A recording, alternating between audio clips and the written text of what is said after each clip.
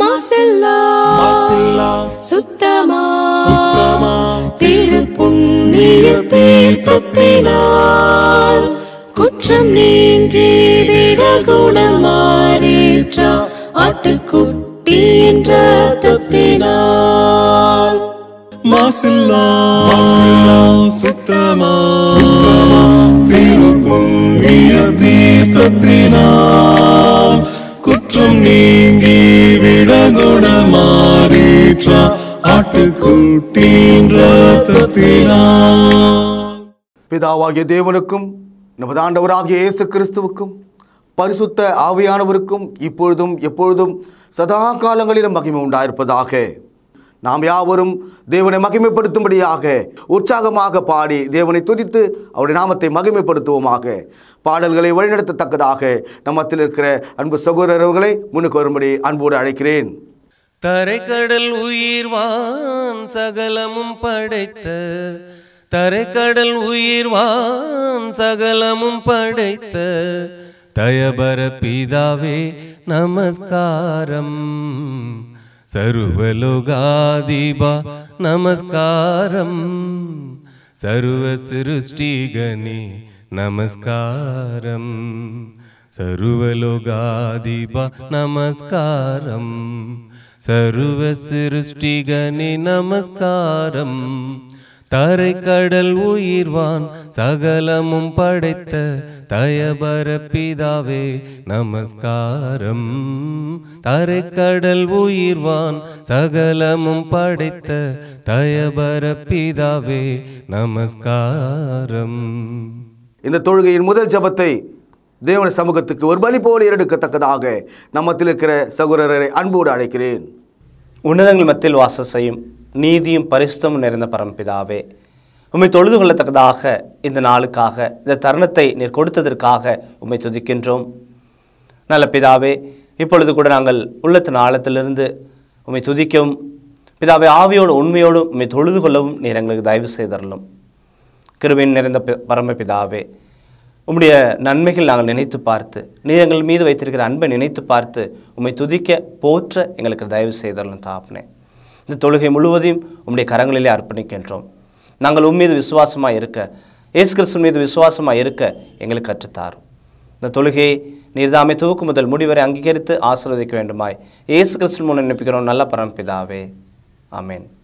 பிதா குமாரன் பரிசுத்தாவின் நாமத்திலே உங்களை ஆசீர்வதித்து உலகளாவிய இந்த பொது தொழுகைக்கு வரவேற்கிறதுல மிகவும் மகிழ்ச்சி அடைகிறேன். அன்பான சகோதர சகோதரிகளே, கர்த்தரை பணிந்து கொள்ளும்படியாக வந்த தேவதாசர்களே, கர்த்தராகிய இயேசு கிறிஸ்துவினுடைய கிருபை உங்கள் அனைவரோடும் இருப்பதாக. நான் தெரிந்து கொண்ட வேத பகுதி லூக்கா எழுதிய திருவார்த்தை 24வது அதிகாரம் 13 முதல் 32 வசனங்களை நீங்கள் படித்து கொள்ள வேண்டும். குறிப்பாக 13வது வசனத்தில் சில தகவல்கள் அடங்கிய ஒரு வசனத்தை பார்க்கிறோம். அதாவது, அன்றைய தினமே அவர்களில் 2 பேர் எருசலேமுக்கு 7 அல்லது 8 மைல் தூரமான எம்மாவு என்னும் கிராமத்துக்கு போனார்கள். பல தகவல்கள் இருக்கிறது. ஒன்று, அன்றைய தினமே, சேம் டே. இந்த அன்றைய தினமே என்பது எதை குறிக்கிறது?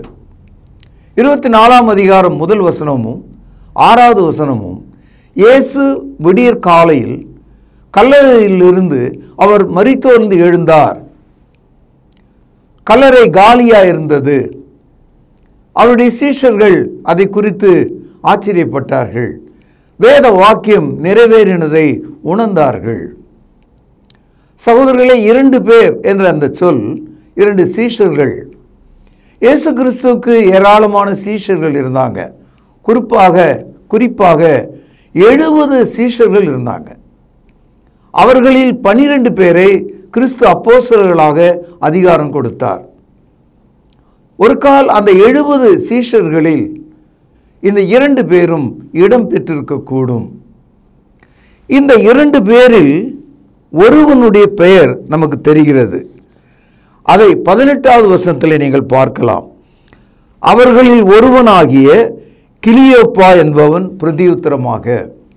இந்த இடத்துல 2 சீஷர்களில் ஒருவருடைய பெயர் கிளியோப்பா என்று நமக்கு தெரிகிறது. எம்மாவு என்ற அந்த சின்ன கிராமம், அதுக்கு ஒரு அர்த்தம் இருக்குது. பைபிளில் சொல்லப்பட்ட பைபிள் கால பெயர்களுக்கெல்லாம் அர்த்தம் இருக்கிறது. எம்மாவு என்று சொன்னால் டு ரீச், சென்று சேருதல் அல்லது அடைதல் என்று பொருள். நம்முடைய வாழ்க்கையில் எதையோ ஒன்றை அடைய நாம் பயணம் செய்கிறோம். நாம் ரட்சிப்படைய வேண்டும், நாம் தேவ பிள்ளைகளாய் மாற வேண்டும், தூய ஆவியினால் நிரப்பப்பட வேண்டும், கர்த்தராகிய இயேசுவின் வருகைக்கு நாம் ஆயத்தமாக வேண்டும், நாம் பரலோகத்தில் சென்று வாழ வேண்டும். எம்மாவு என்று சொன்னால் சென்று சேருதல் அல்லது அடைதல் என்று பொருள். சகோதரர்களே, இந்த நிகழ்ச்சி ஞாயிற்றுக்கிழமை சாயங்காலம் அன்றைய தினமே நடக்கிறது. அவர்கள் துக்கம் கொண்டவர்களாக, இயேசுனுடைய உயிர்த்தெழுதலை அறியாதவர்களாக, வாழ்க்கை தோற்று போனதாக நினைத்தார்கள். அவர்கள் தங்கள் கிராமத்துக்கு திரும்பி கொண்டிருக்கிறார்கள். எருசலேமிலிருந்து எம்மாவு ஒரு 7 அல்லது 8 மைல் தூரம்தான். அன்பு சகோதரர்களே, இன்றைக்கு நீங்களும் நானும் கூட கர்த்தராகிய இயேசுவின் அருகில் தான் இருக்கிறோம். வெகு தூரத்தில் இல்லை, அவர் நமக்கு அருகில் இருக்கிறார். அவர்கள் துக்க முகத்தோடு துயரத்தோடு நம்ம எல்லாம் மீட்டு ரட்சிக்கிறவர் அவர் என்று நம்பியிருந்தார்கள். அவரை மூப்பர்களும் பிரதான ஆசாரியனும் பரிசேயர்களும் சிலுவையிலே அறைந்து விட்டார்கள் என்ற தகவலை நன்றாக உணர்ந்தவர்களாக இருந்தாங்க. ஆனால் அவர் மரித்தோர்ந்து எழுந்தார் என்பதை அறியாதவர்களாக இருந்தாங்க. இன்னைக்கு இந்த தொழுகையில் இயேசு மரித்தோர்ந்து எழுந்தார் என்று விசுவாசிக்கிறவர்கள் தான் ஆலயத்துக்குள்ளே வர முடியும், அவரை தொழுது கொள்ள முடியும். இயேசுனுடைய உயிர்த்தெழுதலை அறிக்கையிடுகிறவர்கள் தான் கிறிஸ்தவர்களாக இருக்க முடியும். வாரத்தின் முதலாவது நாளில் இயேசு மரித்தோர்ந்து எழுந்தார், அதை அறிக்கையிடும்படியாகவே நாம் திருச்சபைக்குள் வந்திருக்கிறோம். இவர்கள் துக்க முகத்தோடு போகும்போது இயேசு அவர்களிடத்தில் எதிர்கொண்டு வருகிறார். அவரை யார் என்று இவர்களால் புரிந்து கொள்ள முடியவில்லை. அவர் அவர்களோடு நடந்து செல்கிறார். அவரை அவர்கள் புரிந்து கொள்ள முடியவில்லை. இயேசுவை ஒரு அந்நியராக அவர்கள் பார்த்தார்கள். இன்றைக்கும் நம்முடைய வாழ்க்கையில் நமது ஆண்டவர் நம்மோடு இருப்பதை உணராமல் போகிற வேளைகள் உண்டு. இயேசு கிறிஸ்துவினிடத்தில் இந்த கிளியோப்பாவும் அவனுடைய சிநேகிதனும் எருசலேமில் நடந்த எல்லா விஷயத்தையும் சொல்கிறாங்க, துக்க முகத்தோடு சொல்கிறாங்க. அப்படி சொல்லும்போது இயேசு தாமே அவர்களுக்கு வேத வாக்கியங்களின்படி கிறிஸ்து பாடுபடவும் சிலுவையில் அறையப்படவும் அடக்கம் பண்ணப்படவும் 3வது நாளில் உயிரோடு எழுந்திருக்க வேண்டியது என்று தீர்க்கதரிசன புத்தகத்தில் எழுதியிருக்கிறதை நீங்கள் வாசிக்கவில்லையா என்று அவர்களை பார்த்து கேட்டார். அப்பொழுது அவர்களுக்கு பொறி தட்டியது. ஆம், ஏசாயாவிலே நாங்கள் வாசிக்கிறோம், அவர் மரித்தோரிலிருந்து எழுந்திருப்பார் என்பதை அவர்கள் உணர்ந்திருந்தாங்க. இயேசு அவர்களை அறிவுறுத்தினார். இந்த அறிவுறுத்தலுக்கு பிறகு அவளுடைய அந்த 2 பேருடைய இருதயமும் மகிழ்ச்சி அடைந்தது. வேத வாக்கியத்தின்படி இயேசு மரித்து அடக்கம் பண்ணப்பட்டு உயிர்த்தெழுந்தார் என்ற அந்த கருத்து அவளுடைய மனதை மாற்றியது. அவர்கள் இப்படியே பேசிக்கொண்டு எம்மாவுக்கு அருகில் வந்து விட்டார்கள். பொழுதும் சாய்ந்து விட்டது. அந்த 2 சீஷர்கள்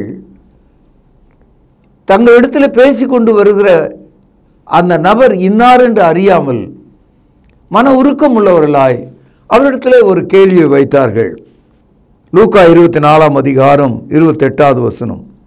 அத்தருணத்தில் தாங்கள் போகிற கிராமத்துக்கு சமீபமானார்கள். அப்பொழுது அவர் அப்புறம் போகிறவர் போல் காண்பித்தார்.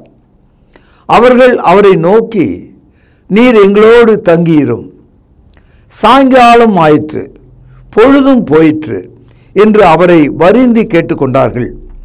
அப்பொழுது அவர் அவர்களோடு தங்கும்படி உள்ளே போனார். இவ்வளோ ஒரு அற்புதமான காட்சி பார்த்தீங்களா? சாயங்காலம் ஆயிற்று, இருள் சூட ஆரம்பித்தது, எங்களோடு தங்கியிரும், வாருமையா போதகரே, இருள் மங்கிய ஒளியாச்சே, எங்களோடு தங்கியிரும்.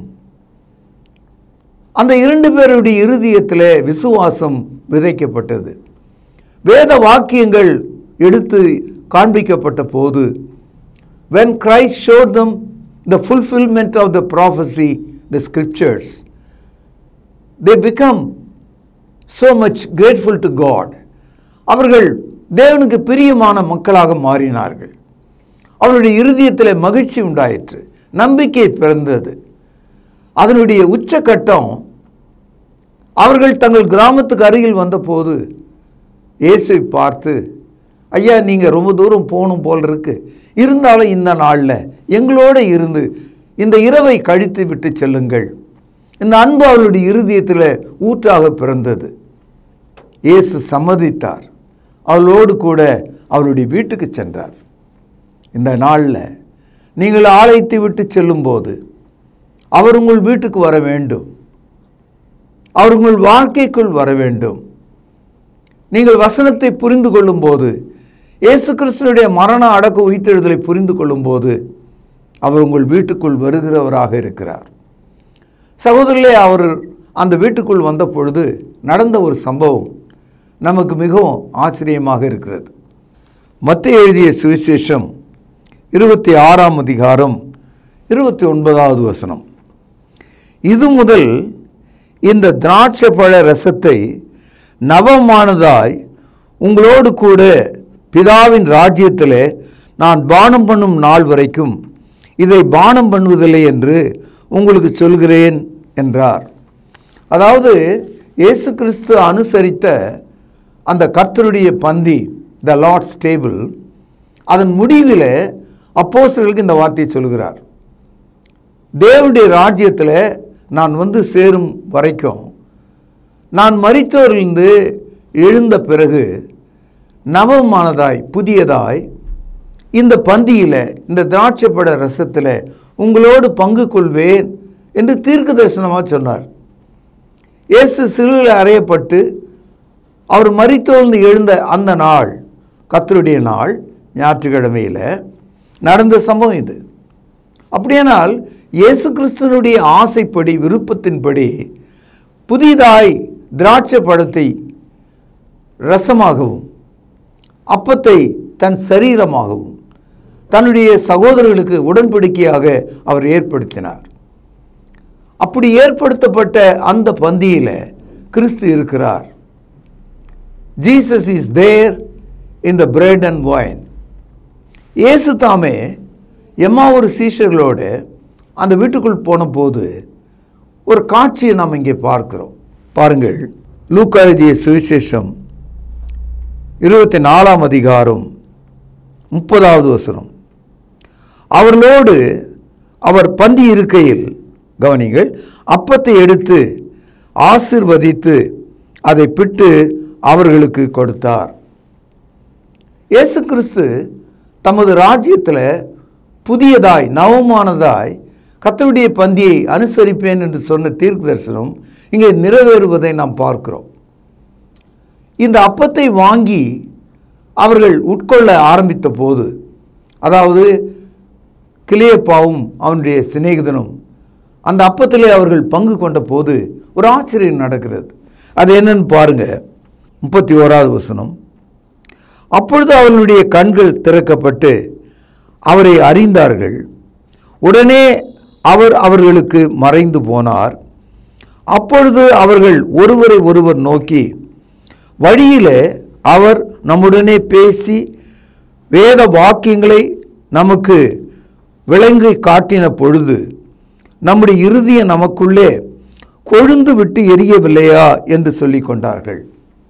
என்ன நடக்குதுன்னா, இயேசு கிறிஸ்து அனுசரித்த அந்த முதற் பந்தியில் தேவனுடைய வார்த்தையின்படி வசனத்தை கேட்ட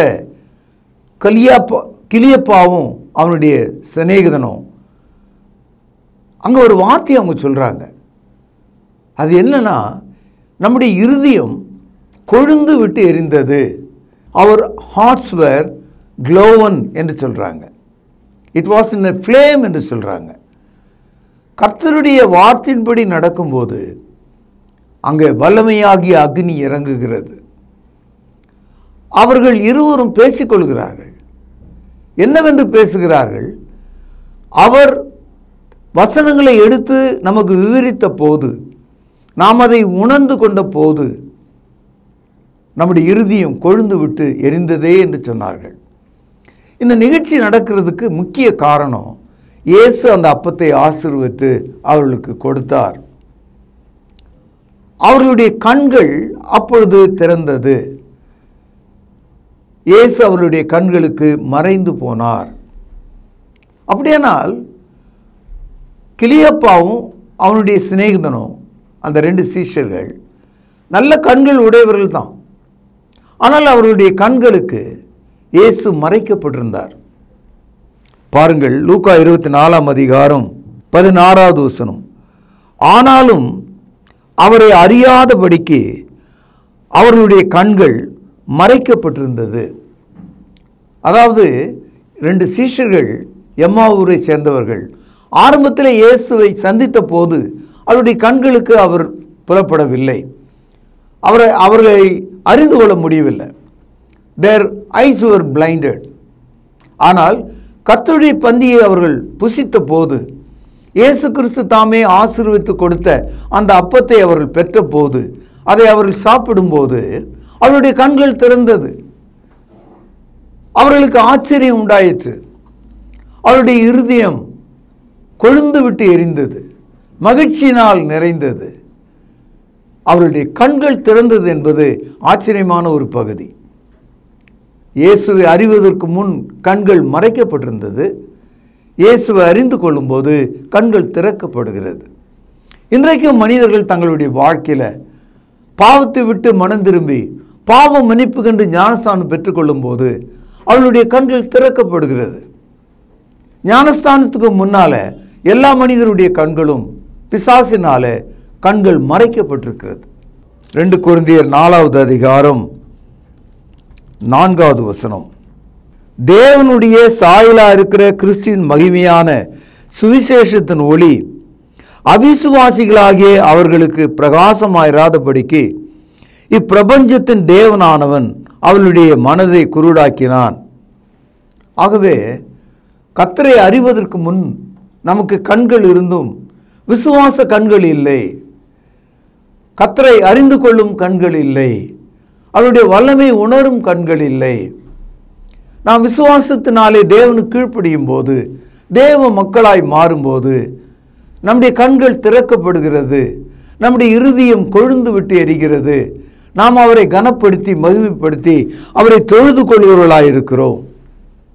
கர்த்தரை அறியாத ஜனங்களுக்கு இருள்தான் மிச்சமாயிருக்கிறது. 2 கொரிந்தியர் 4வது அதிகாரம் 6வது வசனம். இருளில் இருந்து வெளிச்சத்தை பிரகாசிக்க சொன்ன தேவன் இயேசு கிறிஸ்துவின் முகத்தில் உள்ள தமது மகிமையின் அறிவாகிய ஒளியை தோன்ற பண்ணும் பொருட்டாக எங்கள் இருதயங்களில் பிரகாசித்தார். இயேசுவை நாம் அறிந்து கொள்ளும்போது நம்முடைய இருதயம் பிரகாசம் அடைகிறது. எம்மாவூருக்கு போன அந்த 2 சீஷர்களுடைய இருதயம் பிரகாசம் அடைந்தது. சகோதரர்களே, கர்த்தருடைய பந்தி, இந்த கம்யூனியன் என்று சொல்கிறோமே, சாக்ரமெண்ட் என்று சொல்கிறோமே, அங்கே அப்பமும் திராட்சை ரசமும் இயேசு கிறிஸ்துவினுடைய சரீரமாகவும் அவருடைய இரத்தமுமாக இருக்கிறது.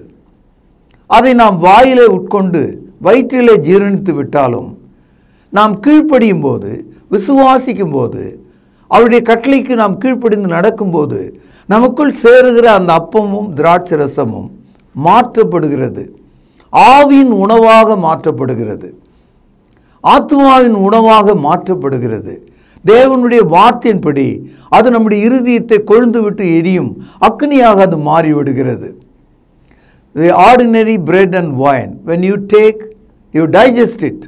Whereas when you obey, by taking the Lord's Supper, it has been transformed as a spiritual food to enlighten your soul.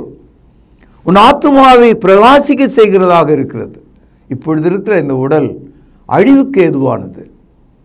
நாம் கர்த்தருடைய பந்தியை எடுத்துக்கொள்ளும் போது அது ஆவிக்குரியதாக இருக்கிறது. 2 கொரிந்தியர் 4ஆம் அதிகாரம் 16வது வசனம். ஆனபடினாலே நாங்கள் சோர்ந்து போகிறதில்லை. எங்கள் புறம்பான மனுஷனானவன் அழிந்தும் உள்ளான மனுஷனானது நாளுக்கு நாள் புதுப்பிக்கப்பட்டு வருகிறது. அதாவது நாம் இந்த சரீரத்தில் குடியிருக்கிறோம், கர்த்தருடைய சமூகத்தில் தொழுது அவருடைய பந்தியை நாம் கைக்கொள்கிறோம். அப்படி நாம் கைக்கொள்ளும்போது நம்முடைய உள்ளான மனிதன் நாளுக்கு நாள் பரிசுத்தமாக்கப்பட்டு புதிதாக்கப்படுகிறான். 2 கொரிந்தியர் 4வது அதிகாரம் 18வது வசனம். ஏனெனில் காணப்படுகிறவைகள் அநித்தியமானவைகள், காணப்படாதவைகளோ நித்தியமானவைகள். Whatever we see, it is temporal. Whatever we do not see, it is eternal. அப்பமும் திராட்சரசமும் கண்களில் பார்க்கிறோம். எதை நாம் பார்க்கவில்லை, அதற்குள் அடங்கியிருக்கும் கிறிஸ்துவை, அவருடைய மகிமையான ஒளியை, அவருடைய வல்லமையை நாம் பார்க்கவில்லை. அதை அப்பமாகவும் திராட்சரசமாய் பார்த்தால் நீ சரீரத்தில் அதை பார்க்கிறாய். அதை கிறிஸ்துவினுடைய சரீரமாக அவர் சிந்திய இரத்தமாக நீ பார்த்தால் நீ உன்னுடைய ஆத்துமாவிலே பார்க்கிறாய், உள்ளான மனுஷனில் பார்க்கிறாய். ஆகவே புறம்பான மனிதன் அழிந்து போகிறான், உள்ளான மனிதன் பெருகி வளருகிறான். காணப்படுகிறவைகள் அநித்தியமானவைகள், காணப்படாதவைகளோ நித்தியமானவைகள். நித்தியமான ஒன்றை கிளியப்பாவும் அவனுடைய நண்பனும் எம்மாவூர் என்ற கிராமத்தில் அவர்கள் அந்த அன்பை, அந்த அதிசயத்தை அவர்கள் அனுபவித்தார்கள். இந்த காலையில் நீங்கள் கர்த்தரை காண்கிறவர்களாக, உணர்கிறவர்களாக, உங்கள் இருதயம் கொழுந்து விட்டு எரியத்தக்கதாக, லெட் ஜீசஸ் டிரான்ஸ்ஃபார்ம் யூ. இயேசு உங்களை மாற்ற வேண்டும். கர்த்தருடைய பந்தி உங்களுக்கு வெளிச்சத்தை கொண்டு வர வேண்டும். அது உங்கள் வாழ்வை புதுப்பிக்க வேண்டும்.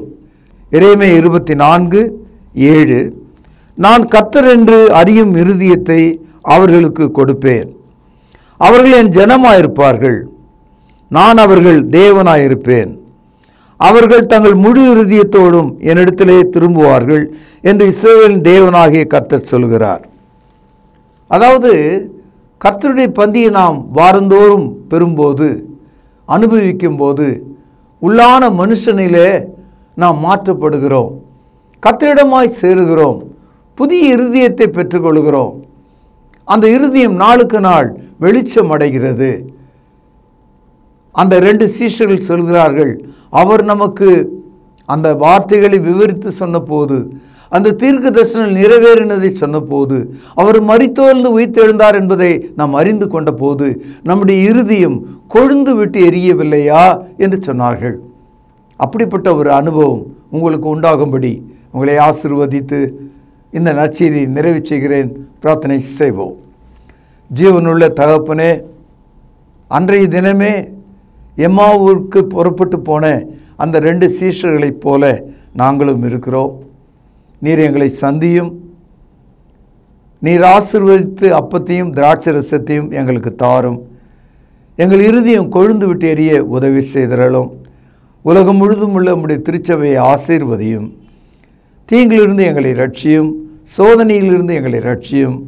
ஆண்டவர் இயேசுவின் நாமத்தில் ஜெபம் கேளும் ஜீவனுள்ள எங்கள் நல்ல பிதாவே, ஆமென். நம்முடைய கர்த்தராகிய இயேசு கிறிஸ்துவின் கிருபையும், பிதாவின் அன்பும், ஆவியானவரின் ஆசீர்வாதமும் வழி நடத்துதலும் நம் அனைவரோடும் சதா காலங்களிலும் நிலைத்திருப்பதாக, ஆமென். கர்த்தருடைய பந்தியிலே பங்கு கொள்ளும்படி நம்மை நாமே ஆயத்தப்படுத்துவோம். ஆண்டவராகிய இயேசு கிறிஸ்து காட்டி கொடுக்கப்பட்ட அன்று ராத்திரியிலே அப்பத்தை எடுத்து ஆசீர்வதித்து, இதை பிட்டு நீங்கள் வாங்கி புசியுங்கள், இது உங்களுக்காக பிற்கப்படுகிற என்னுடைய சரீரமாய் இருக்கிறது என்று சொல்லியிருக்கிறார். அப்பத்திற்காக நாம் ஜெபித்து இதில் பங்கு கொள்வோம்.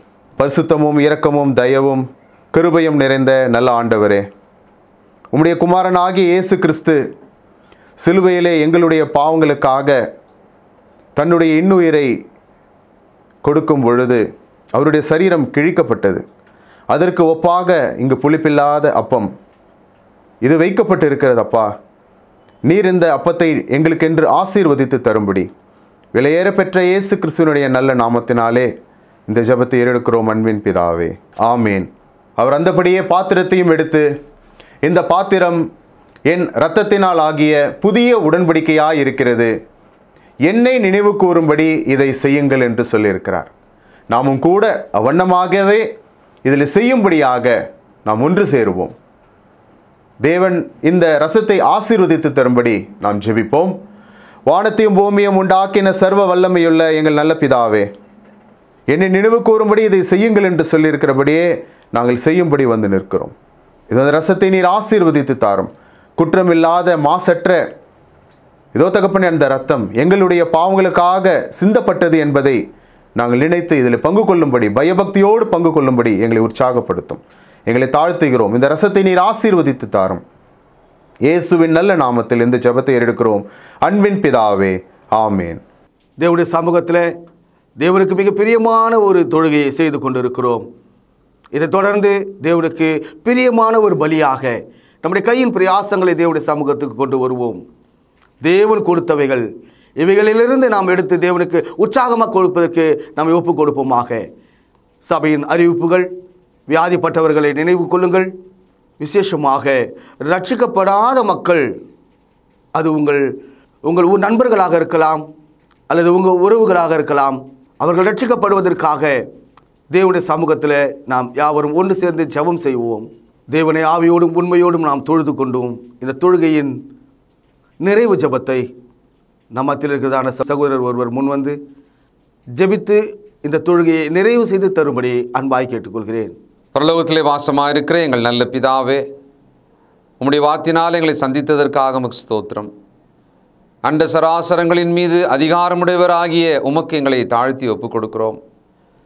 வார்த்தையினால் சர்வத்தையும் தாங்குகிற எங்கள் ஆண்டவர் இயேசு கிறிஸ்துவின் கீழாக எங்களை ஒப்புக் கொடுக்கிறோம். நாங்கள் எதையுமே செய்ய முடியாது, ஆனால் பரிசுத்த ஆவியின் பலத்தினாலே செய்ய முடியும் என்பதனால் அந்த பரிசுத்த ஆவியானவருடைய ஆளுகைக்கு எங்களை ஒப்புக் கொடுக்கிறோம். தொடர்ந்து எங்களையும் எங்கள் வீட்டாரையும் பிள்ளைகளையும் ஆசீர்வதிப்பீராக. வியாதியை சுகமாக்கும், பலவீனங்களை நீக்கும், பலவிதமான பாரங்கள் நின்று விடுதலை செய்யும். உம்முடைய மக்களுக்கு வேண்டிய சமாதானத்தை தாரும். ஆண்டவர் இயேசு கிறிஸ்துவின் மூலமாகவே நாங்கள் பிழைக்கிறோம், அவருடைய கிருபையினால் வாழுகிறோம். உம்மையை கனப்படுத்தி ஸ்தோத்திரித்து ஆண்டவரும் இரட்சகரும் ஆகிய இயேசு கிறிஸ்துவின் புண்ணிய நாமத்தில் துதித்து ஜெபிக்கிறோம் நல்ல பிதாவே, ஆமென். Amen. Amen. Amen. Amen.